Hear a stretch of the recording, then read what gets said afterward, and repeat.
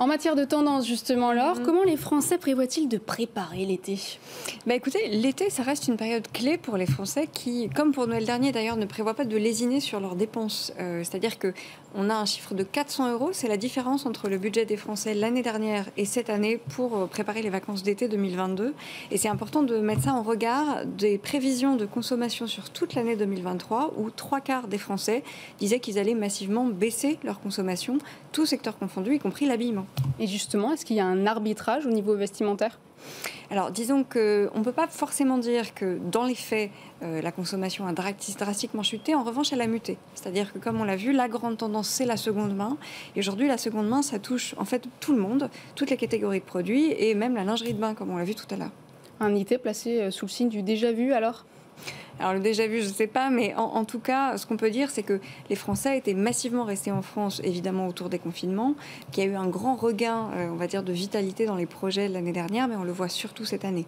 60% des Français déclaraient en début d'année vouloir partir pour cet été, et ils étaient déjà aussi 56% à le prévoir sur le premier semestre. Donc il y a vraiment un désir de changer. Et tout ça, c'est beaucoup d'organisation.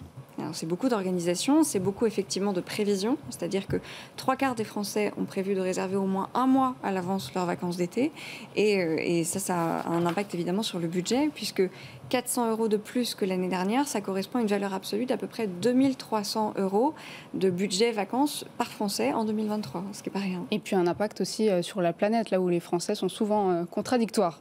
C'est sûr que qui dit vacances dit souvent déplacement, et c'est pas forcément les transports les moins polluants qui sont plébiscités, puisque effectivement la voiture, l'avion restent devant le train en termes de moyens de transport privilégiés pour ces vacances. Donc ce qu'on peut dire finalement, c'est que cet été, en tout cas, reste un endroit où les Français veulent de l'évasion, indépendamment même des considérations écologiques ou même budgétaires qui ont trait tout au lieu de l'année.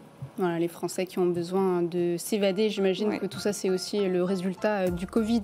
Et de toutes les frustrations accumulées des dernières années, c'est sûr. Merci beaucoup, Laure Barillon. C'est la fin de cette émission. Vous pouvez la retrouver en podcast sur le site et l'application BFM Business. Quant à moi, je vous retrouve la semaine prochaine, même heure, même endroit. À très vite.